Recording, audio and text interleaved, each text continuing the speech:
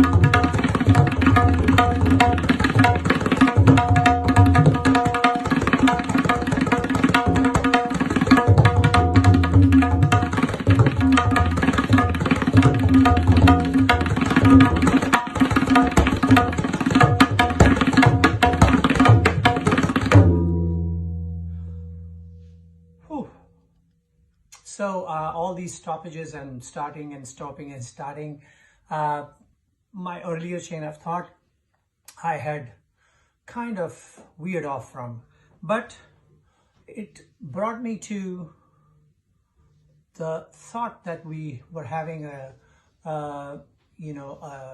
discussions about in the last couple of days, and that was the subject of upaj. I was asked by my dear brother Sham Kaneji to say something about upaj. Now, like all definitions in Hindustani classical music, even upaj, the definition of it, if it exists, a concrete one that is subject to interpretation. So I am going to talk about it in a more open, broad manner. First of all, the literal meaning of upaj. The literal meaning is what? It's broadening, expanding, improvising. In Indian words, it might be badhat, vistar, and of course, improvisation of a seed idea. So the seed idea is, whatever that is, a qaida, theme, or a chand, or a rela, any of those things, and you have that seed idea in place and you improvise on it. Now, upaj involves, I think, all three elements of the music, which is swara, laya, and tal. All three have to be involved in it. And so you can improvise or do upaj based in, you could do swaratmak, layatmak, tal-atmak, and I would also, dhwani-atmak is another one, but I would say bhava-atmak is another one that needs to be added into it, because when you perform as a performer and you're doing improvisation, your whole being is involved in it, in the sense that you are not only playing variations, vistars, paltas, but your body language, your face, everything is involved in it, and the way you present the bhava of the bandishes or variations has a lot to do with how the audience reacts to it and latches onto it and travels with you on that journey. So upaj is, in a basic sense, that it's broadening, expanding, and improvising on a seed idea. I think that is the definition that we will go with today. Now,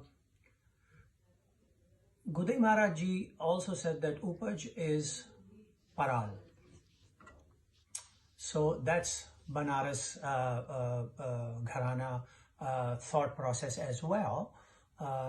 So he specifically pointed to paral as the upaj part of the repertoire of that Gharana. What does that mean? Does that mean that everything that's played in the paral is upaj? It's improvised, not pre-thought idea? Maybe, maybe not. For me, I think I have to say that the basic run up through the package of paral is a fixed package. Not a fixed package, sorry, an improv package, but its arrival into the summer is probably an idea that has been visited before and then put into place. So that you can arrive in a controlled manner, that you can simplify it enough so that the audience understands it, connects with it, and is with you for the arrival into the sum. and that you can, through your physical projection, face, body language, are able to convey the arrival in a way that they can latch onto it and arrive on the sum with you and say, ah. So there are different elements that tie up into it. Like for instance, 13, 14, 15, 16.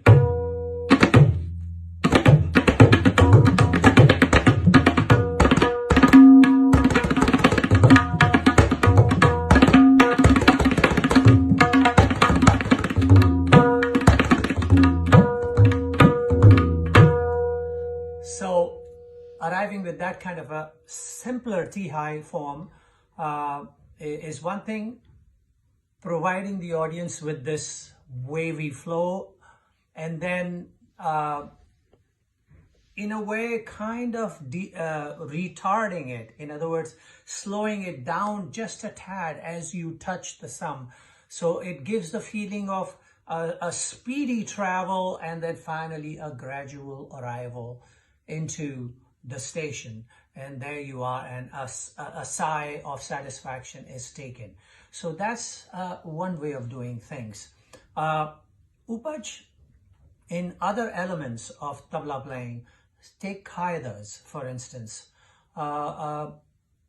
You can take a simple theme and start improvising badhant. Badhat meaning, like for instance, hold the qaida's thought for a second, but say peshkar.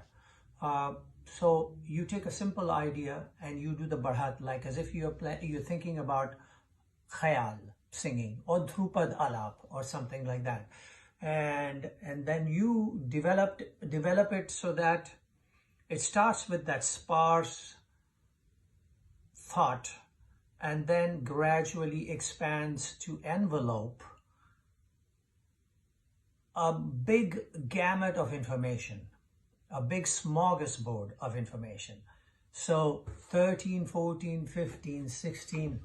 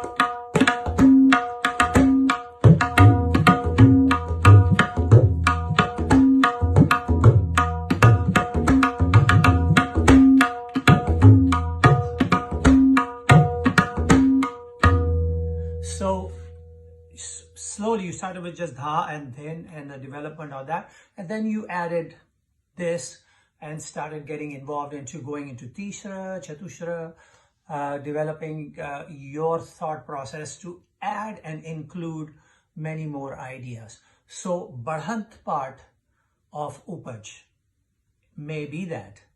Then comes the Vistar part of it. So that's where you start getting involved in developing qaidas. So the Vistar part of it is there. So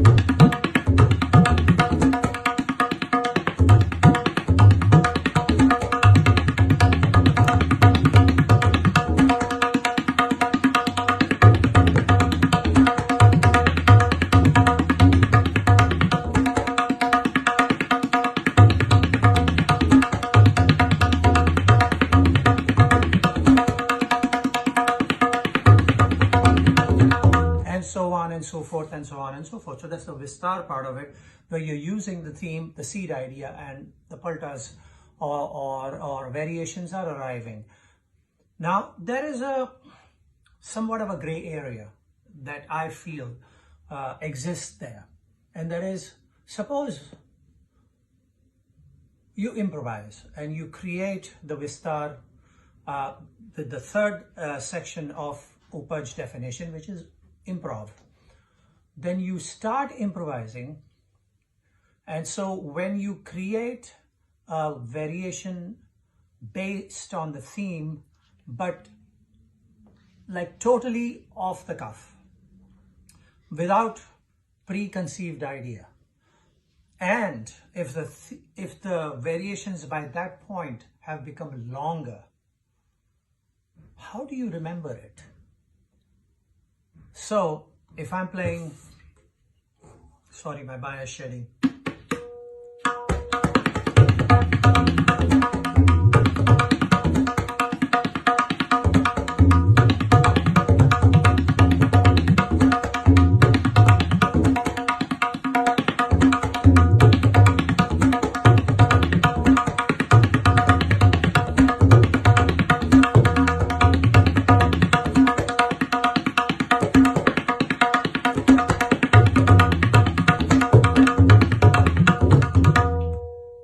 So a longer variation, but the khali part where I went to, I'm sure I changed it a tad, simply because by the time I got to that point, the variation or the upaj or the improv, spontaneous improv, was so long that for me to remember each and every little hit of it in terms of patterns and how they came together was a little difficult.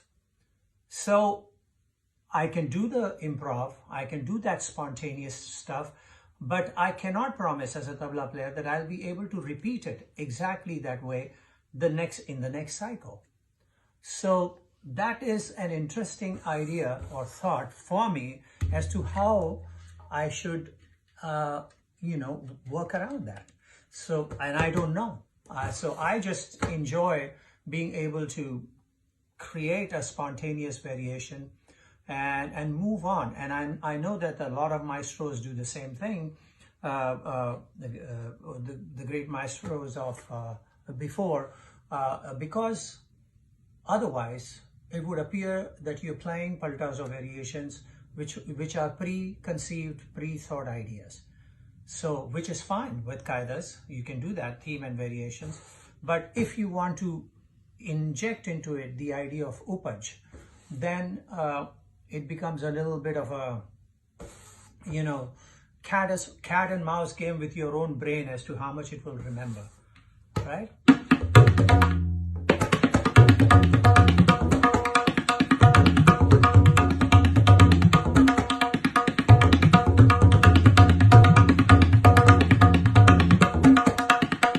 Stand up.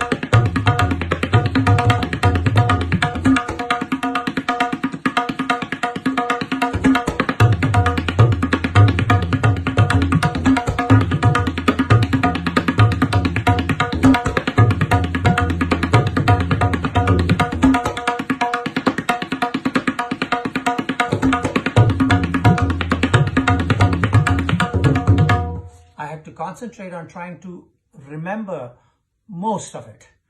So I guess you can, in your spontaneous upaj, work with phrases which are very familiar to you, so you will at least remember where they are.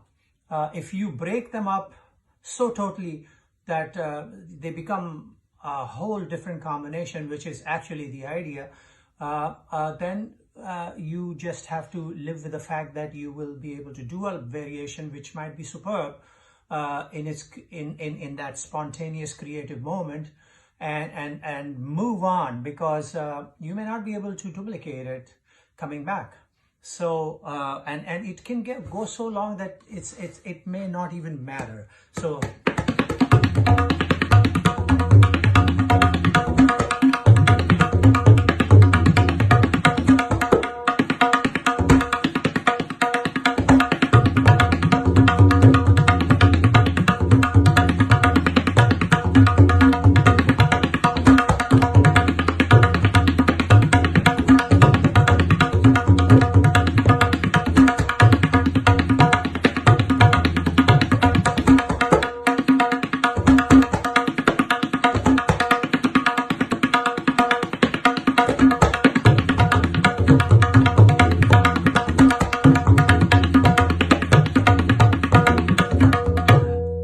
that's like, 4 hour turns, and might be tough to replicate again or duplicate again. So that's another element that falls into place that you have to confront when you are doing upaj. So paral, a different idea. You do the upaj meaning in this sense padhat,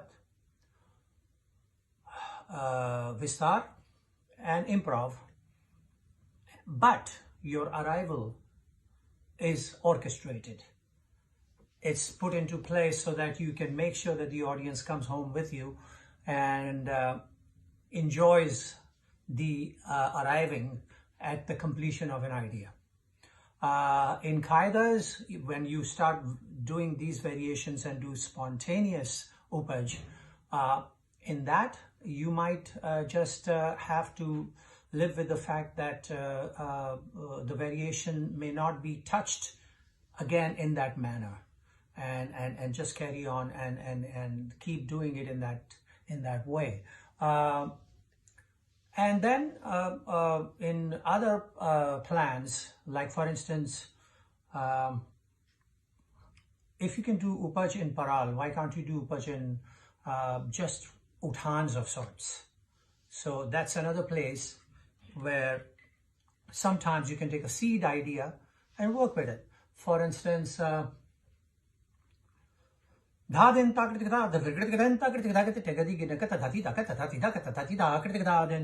is the chakradar, everybody knows it. So if I was to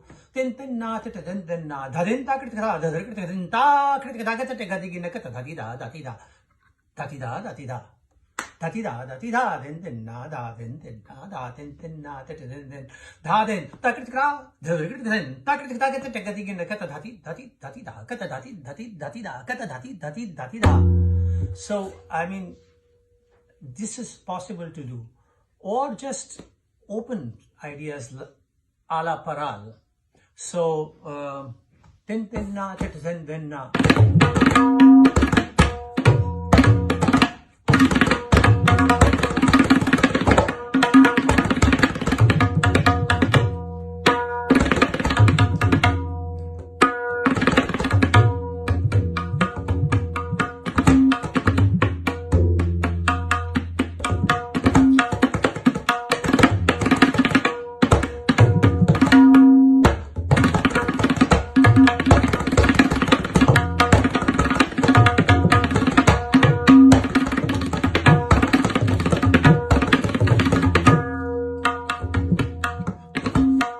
this is all upaj. This is all spontaneous, and you can do that. So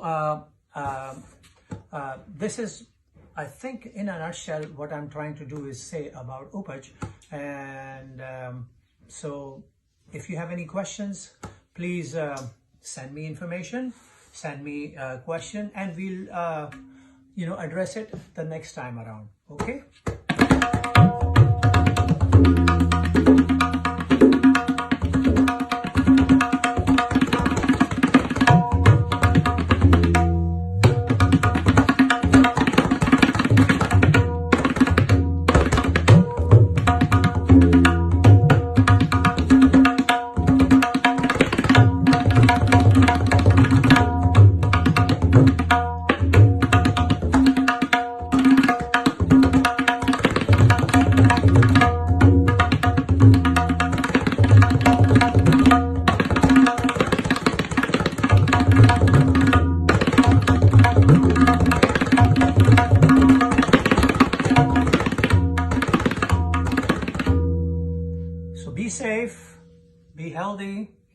watch out, wash your hands, keep the masks on. This thing is not over yet by even a mile. So take care, and we'll see you again. Oh, I want to tell you, if everything works out correctly, on July 5th, which I think is a Sunday, it's also Guru Purnima Day, when we honor all our Guru. So that day, I'm hoping that we will do the session again around 9:30, 10 in the morning. And I'm hoping that other Guru brothers will join me from some other places, and we'll have a tete-a-tete. So, and remember our Guru and honor the maestro as well. So July 5th is the next time we will come together. Okay, take care. I'll post it and I'll let you know the time and everything else. Ciao.